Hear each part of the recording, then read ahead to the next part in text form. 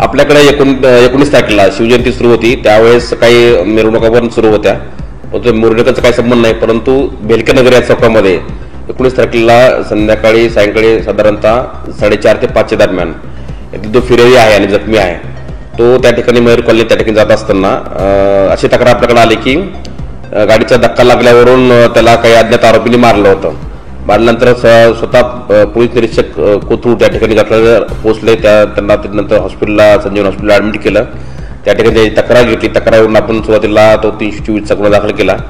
नंतर गुन्हा दाखल झाल्यानंतर काही आपल्या सोर्सनुसार आपल्याला बातमी आली की काही ह्या मारणी टोळीचे गँगचे मेंबर्स त्या ठिकाणी होते. निष्पन्न करून ते आरोपी पण आपण 4 आरोपी निष्पन्न केले. ते चारी आरोपींनी त्यांनी ती घटना केली होती. 4पैकी आपण 3 आरोपी अटक केलेले आहेत.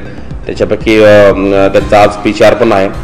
परंतु ही घटना याच्यात पानखाण्यावरांनी गाडीचा धक्का लागल्यानं झाला असं प्राथमिक माहिती आपल्याला मिळालेली आहे. तुम्ही जे म्हटलं ते बरोबर आहे. त्याच्यामधले काही 4 जे आरोपी आहेत त्याचे गजानन मारणे ह्या जी टोळी आहे त्या टोळी संबंधित आरोपी हे आहेत.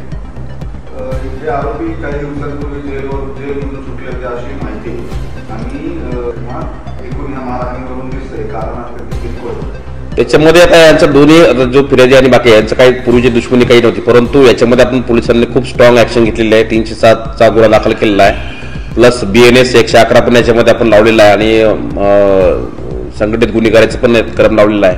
त्याच्यामुळे कुणी आरोपी किती मोठा असला किंवा कुठं मोठा असला तरी पोलीस याच्यामध्ये कायद्यानुसार काम करण्याने कुणालाही काही भिण्याचं वगैरे काही कारण नाही.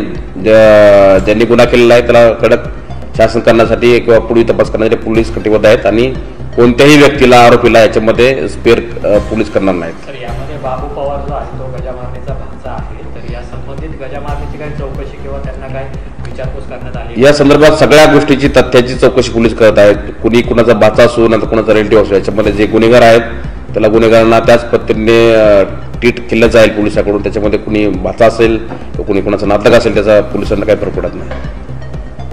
ज्याला मारण्यात आलंय तो राज्यामध्ये आहे असं बिलकुल नाही आहे. आमच्याकडे असं कुठली माहिती नाही. तत्काळ पोलीस त्या ठिकाणी रवाना झाले. त्या ठिकाणी त्याची तक्रार घेतली, त्याला पोलीस हॉस्पिटलला ॲडमिट केलेलं आहे आणि त्याच्या फिर्यादीवरून तो पुढचा दाखल केलेला गुन्हा आहे. पोलीस याच्यामध्ये कडक कारवाई याच्यामध्ये करत आहे.